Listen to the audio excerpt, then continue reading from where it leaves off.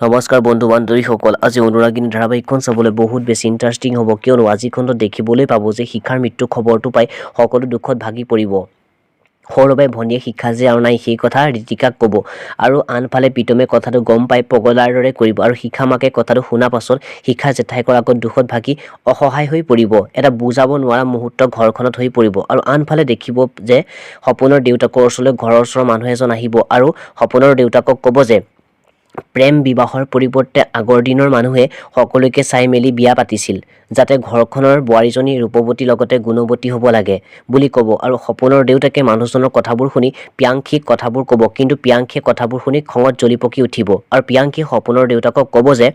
সপোনে মোক বিয়া কৰোৱাত আপোনাৰ প্ৰব্লেম ক'ত বুলি সুধিব সঁচাকৈ বন্ধু বান্ধৱীসকল আজি অনুৰাগিনী ধাৰাবাহিকখন চাবলৈ বহুত বেছি ভাল লগা হ'ব কোনে অনুৰাগিনী ধাৰাবাহিকখন চাই ভাল পায় তলৰ কমেণ্ট বক্সত কমেণ্ট কৰি জনাব আৰু ভিডিঅ'টো চাই ভাল পালে প্লিজ লাইক কমেণ্ট শ্বেয়াৰ কৰিব লগতে চেনেলটো ছাবস্ক্ৰাইব কৰি ল'বলৈ নাপাহৰিব ধন্যবাদ